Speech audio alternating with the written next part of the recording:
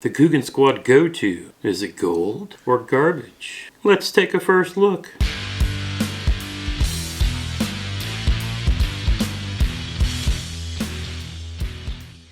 What's up everybody, welcome to this episode of Fishing with Gramps. Today we're going to take a first look and give an initial impression on the Googan Squad Gold Go-To Rod in collaboration with Catch Co.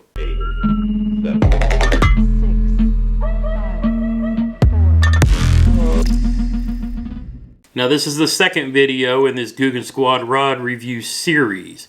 If you haven't seen my first video where I go through and unbox and inspect my Googan Squad Gold muscle rod, take a look at it right up here. In that video, I show you kind of what to look for from these companies when they ship you rods so that they don't get broken during transit. The great thing is, Catch Co does all the right things when they ship a rod. And that can't be said of everybody because I, like a lot of you, have received quite a few broken rods in the mail because companies don't know how to ship rods properly. Dick's Sporting Goods is notorious for that, as is Amazon. And that's more of a knock on how they ship. If I need to pick up a rod, I will actually go to Dick's and order it and then inspect it before I leave the store. They actually carry the Googan Squad rods in the store now. I noticed that this weekend when I was searching around looking for something else on sale. That being said, if you're a Dick's Scorecard member and have one of those 20% off things, and maybe another code for 10 bucks off, this is a good pickup. But then again, in the days of the Rona, I've discovered shopcarls.com. And I'm no way affiliated with any of those guys.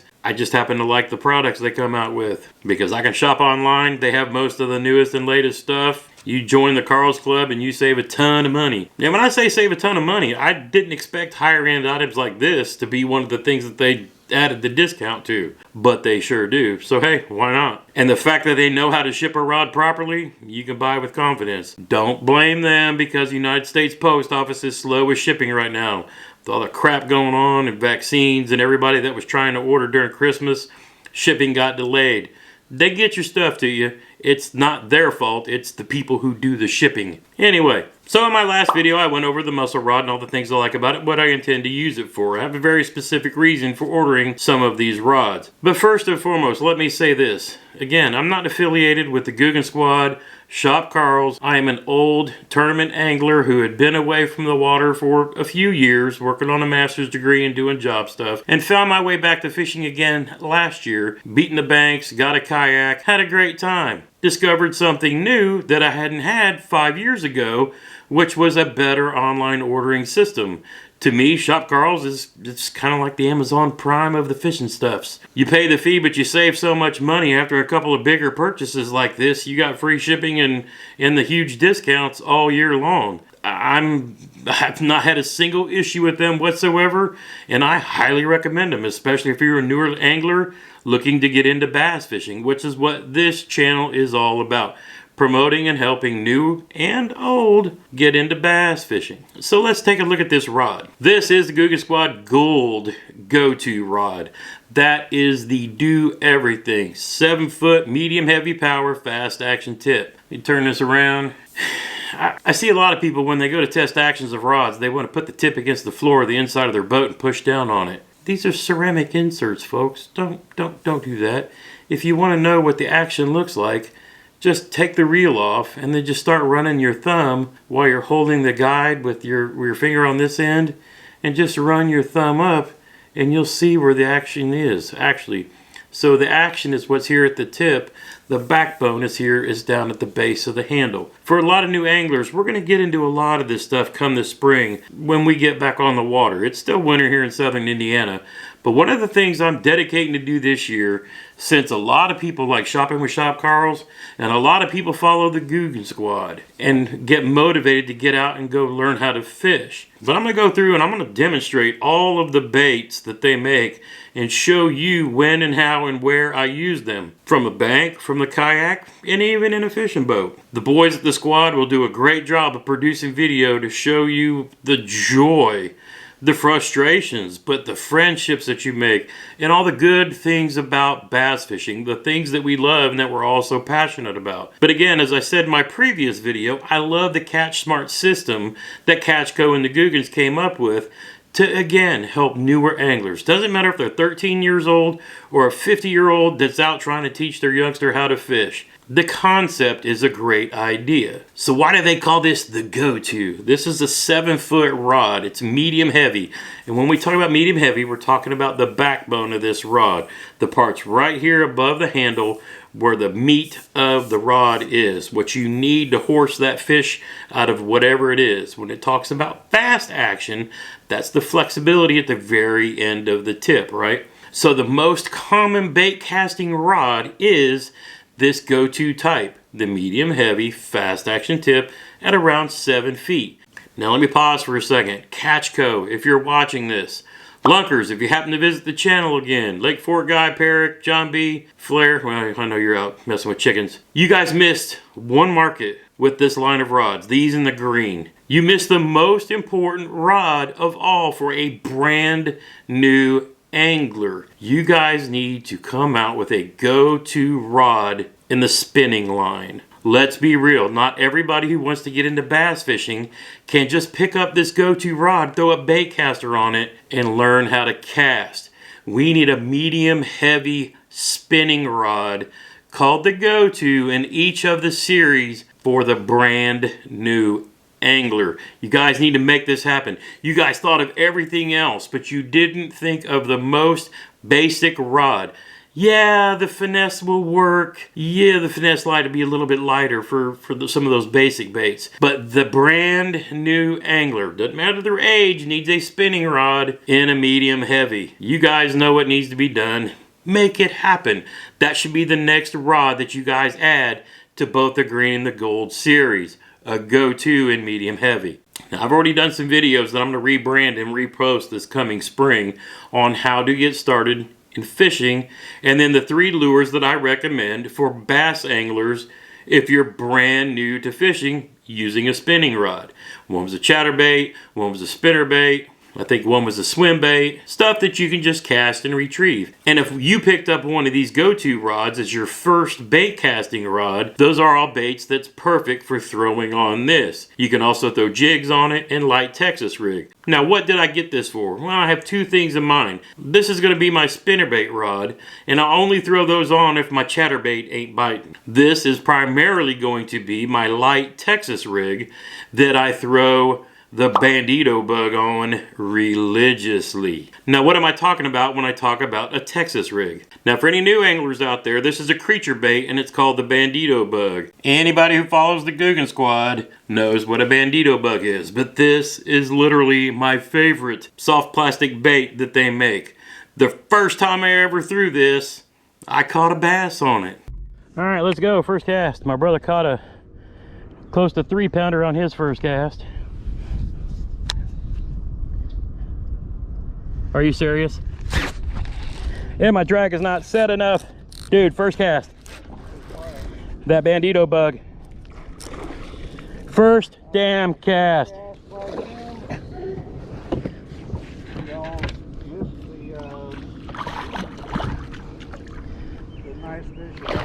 On my first cast, and JT did for his first. Yeah, if he can get it in the net. There we go.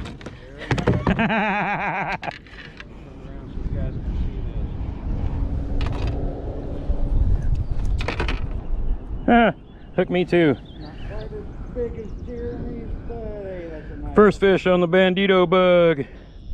Let's go. And it was just that easy, but I've been in love with the Bandito bug. It was by far my most productive soft plastic bait all of 2020. So let's talk a little bit about what we throw it on. This is a Texas rig. It's a small tungsten weight, and I have a hook snelled on here.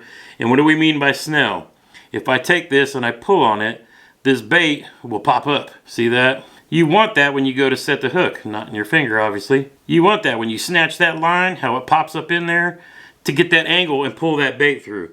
So what does it look like when it's actually on a bait? So I'll take this through, run it through the bend. Now, if you're experienced out there, you know there's several different kinds of hooks, and we'll get into all those details in this when the season starts for the brand new folks. But as you can see here, I've got the hook run through the body of this creature bait with the tungsten weight there at the very top. Now when I go to snap and set that hook, I'm going to drive that hook out of that plastic and in the corner of their mouth. One of my favorite ways to catch bass. But again, we're going to go through all of this in the springtime when we're back out on the water and I'll show you how all of these baits work. Now I've already obviously unpackaged this beautiful rod and checked it out, made sure they taped the butt end to the bottom of the tube, wrapped all the parts that needed to be wrapped in bubble wrap, and protected the tip when they shipped it. This blank that they use is actually from Japan, where they make Shimano rods. I mean, you can't get much better than that. They're not some cheap Chinese knockoff that'll break as soon as you do anything to them, that's for sure. So I did a little more digging into the guides they use once I found out what the blank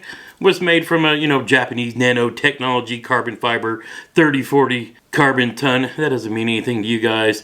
These are good solid rods, and they've been tested a lot. Peric, the Googan Squad member known as AP Basson, I'm guessing, I wonder if he has some kind of an engineering background, but he actually thinks outside of the box on all these things, and he loves trying to break equipment just to see how durable they are. And I guess I didn't know that or think about it too much until I heard Lunkers talking to somebody as they were talking about a reel, where Peric will grab a brand new reel and squeeze and try to break the front end of these reels, and he'll also try to pull and bend out the handles on the reels that he wants to use and test, because he wants them to be durable. Now, those of us who follow along with higher end and lower end reels, a lot of frames that are used in inexpensive combos like this Lose Mach 2 up here, and even the Crush back there, their frames are made of graphite. But, if you're just a kid who fishes once, 2 or 3 times a month, you're not really worried about breaking rods and reels like a tournament angler or a professional who makes their living videoing fishing videos. You need higher end equipment because you're out on the water every day beating it to death. I have a mix of graphite framed reels and a bunch that are made of aluminum. Just depends on where you are when you're purchasing. Some of us can afford a little higher end stuff, but if you're just getting started out, the Lose reel that you can find at Walmart will still go out and catch you a lot of fish. Then I noticed in the video, which I'll link down in the description below, Googan Squad again came out with more details about how they worked with Catchco to design these rods. And you'll literally see Peric trying to break the rods. He'll tie braid and bend it till he can try to break it. Well, then he turned around and tried to, well, look at this.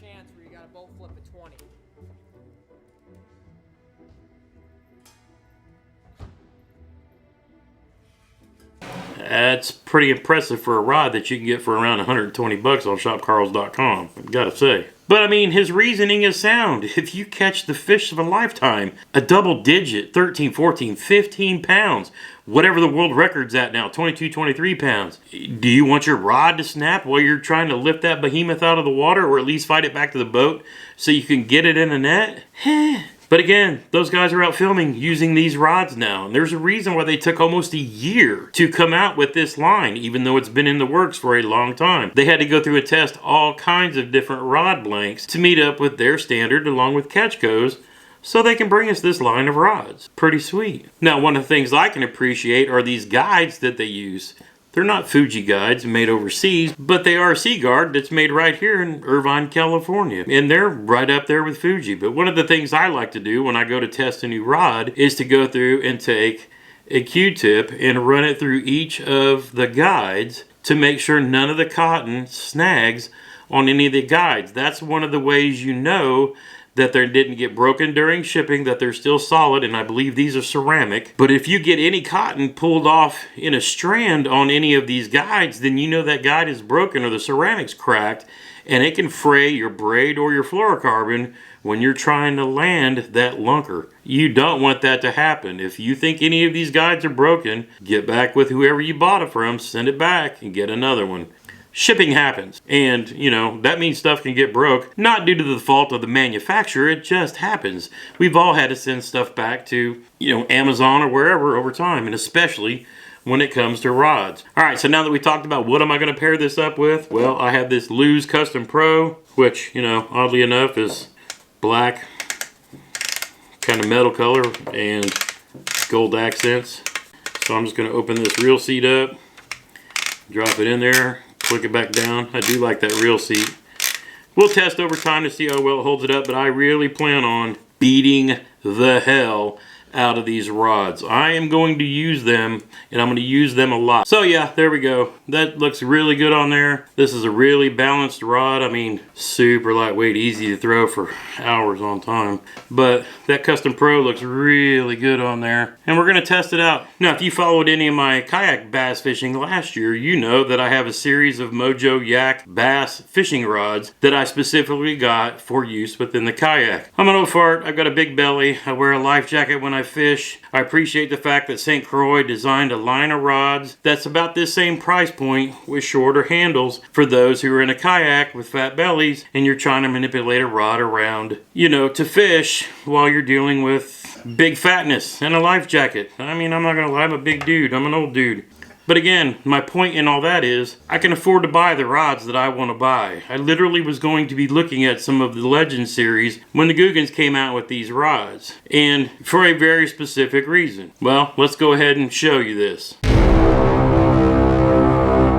Yep, that's right. Coming in 2020, we're going to be on the water in a different way. But I'm not giving up kayak bass fishing. Because my all-time favorite honey hole, well, you just can't get a boat in there unless the place is flooded. And it's someplace I love to fish, so I'll be doing plenty of kayaking this year. But we're actually mixing it up and going to be doing more on-the-water stuff out of that yet-to-be-named vessel that I'll be introducing here shortly. But what does that mean? I need more rods. I need long rods that are meant for that kind of fishing. But I decided this year, since I was going to be on the water more, I wanted to get another line of rods that I will be using quite often, but that I really want to test out. Because one of the goals of the channel is, again, to teach and do reviews on gear and equipment to newer anglers. I want to be able to put these rods through a real world test. If I break this thing, I'll let you know what I was doing and how I did it, and whether I thought it was my fault or due to some fault with something that they did when they made this rod. I'm again all about catching fish, not fishermen. But hey, if these things work good and they bring a lot of people to the water, I won't have a problem recommending it. I kind of went through and did some preliminary testing with the heavy rod on some line with some heavier weights, and that thing bent just exactly the way it's supposed to and didn't have a hint of trying to crack. Because again, I don't want to jeopardize losing a massive fish on a piece of equipment that I don't trust. I'm going to go out and build trust, and you're going to come along with me. So what does all that mean? I've got a gold spinning rod coming for finesse fishing, and I've got two of the greens coming. One is a finesse light, I believe, and the other one is the reaction.